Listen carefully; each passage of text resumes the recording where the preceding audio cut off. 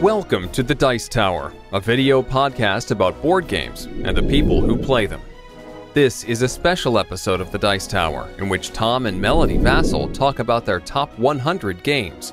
And now, here are your hosts, Tom, Melody, and Holly Vasel.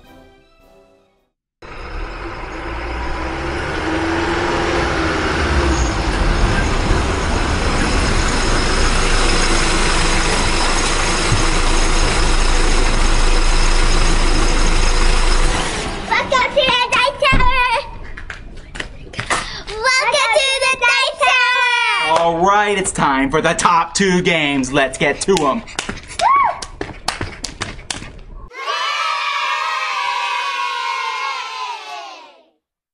I like this game because it's a story.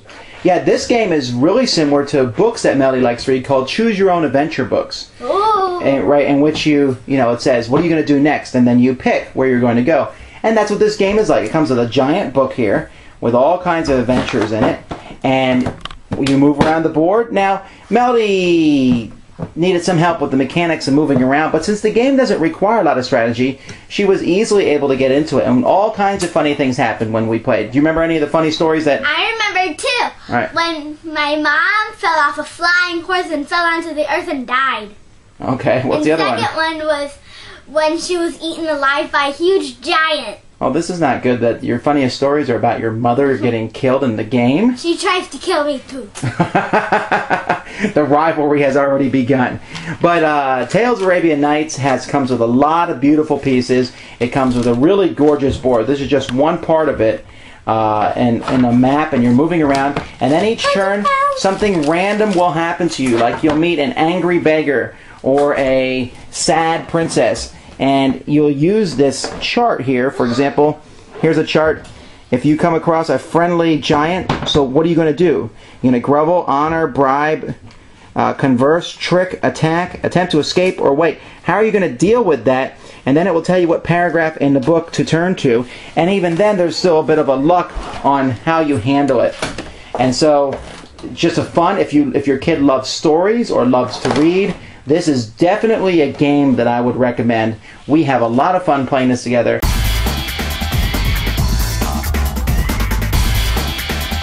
My number 2 game has threatened to eclipse my number 1 game quite a few times this year. And when I get the newest expansion for it comes out, I don't know if I'll be able to control myself. Descent is a fun dungeon crawler game. Comes with a whole lot of components.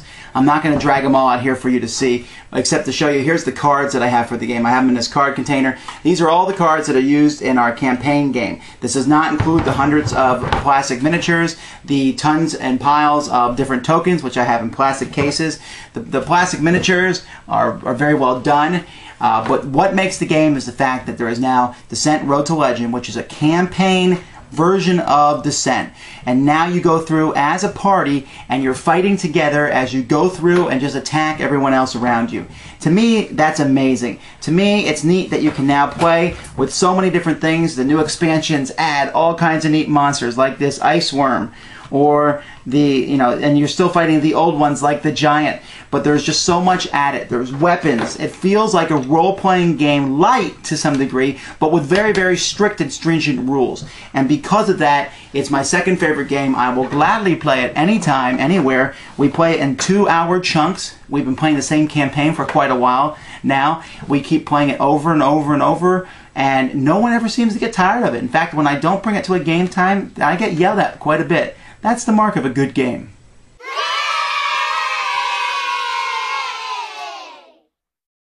This is my favorite game! Monopoly Tropical Tycoon. And one of the reasons that Melody likes it and I like it is because it comes with what? A DVD! Alright, well let's take a look now. And the intro explains several of the differences between this and regular Monopoly. Monopoly Tropical Tycoon. I'm Mr. Monopoly, your guide to this island paradise. In true Monopoly fashion, you'll be trying to amass as much wealth as possible. At the end of the game, you'll convert all of the cash and property you have into special pieces called fortune tokens. You can also earn fortune tokens throughout the game, so pay close attention to the DVD. Whoever has the most fortune tokens at the end of the game will be the winner. In addition to regular beach houses and resorts, the island offers 4 new developments: parks, casinos, piers, and restaurants. You'll learn more about these as we go along. There's a lot going on here on the island, so stay tuned to the latest news updates to help you keep afloat. All right then, players, let's see which one of you has what it takes to become a true tropical tycoon. You've already saw some of the major differences in the game where he talked about that. You're going for victory points, but the neat thing to me is adding these extra buildings that you can build onto the board. You're basically playing without the DVD, but the DVD is kind of there as a sideline. As you can see, on the DVD, it shows you whether there's a ship at port, and then if you do land on something, for example, let's say I land on a restaurant, then I would click here to show that I've landed on a restaurant. It would ask me what color I've landed on, and what's to the left of it, and then what's to the right of it, and then I would have to hear, it tells you how much you pay, which is quite a bit of money, $1,480,000. Bankruptcy is possible in this game, although you can play without it, but money's not all important. You're trying to get victory points, and that's something that we just have a lot of fun doing. Melody likes the news updates that you can see on the DVD. There's random news updates that cause different effects. Each player is a different character with a special ability. This is not like the Monopoly you're used to. This is much, much better. I think it's a good game, but Melody, I think she likes it better than that.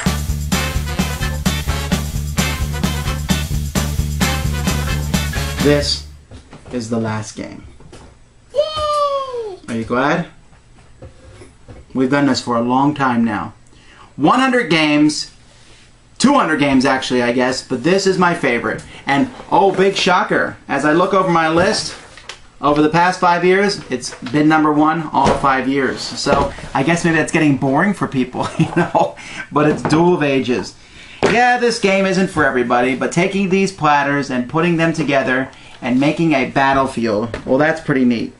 Taking different characters like Kit Carson and Blackbeard and fairies and robots and all these other people, that's the whole thing. What I like about the game, in the fact that you're taking people from different eras and they are fighting each other and they are attacking each other and they're riding horses and skateboards and wielding weapons, and the theme of the game is, to me, just makes it very exciting. It was all brought together. I'm really kind of saddened that the whole thing is out of print at this point in time, and you can still probably easily get a copy of it.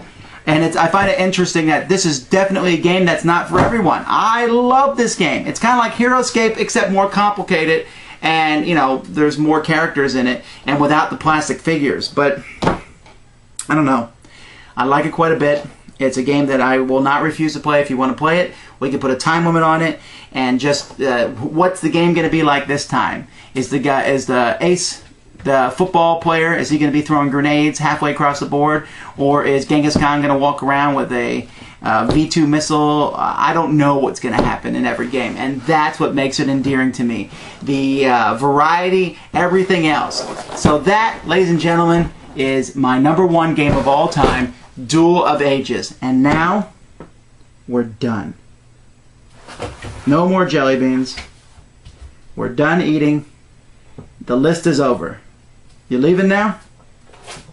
You want to do more? No. No? Come back. No, Let's do more. 100 more games. No. Are you sure? No. Oh well. See you next time. I can't. Thanks so much for watching the Dice Tower. We're tired. This was a long time. We had a lot of fun doing it, but we're going to take a bit of a break now. You can come back and watch more of my reviews. But until next time, I'm Tom Vasel. I'm Melody. And I'm Hooray. We'll see you guys later. Get the toy. Let's go. I'm coming.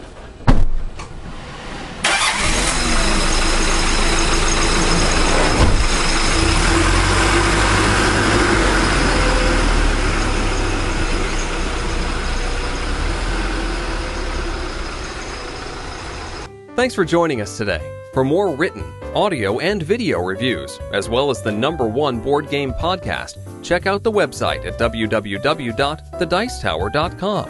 Until then, this is Eric Summerer, and you've been watching The Dice Tower.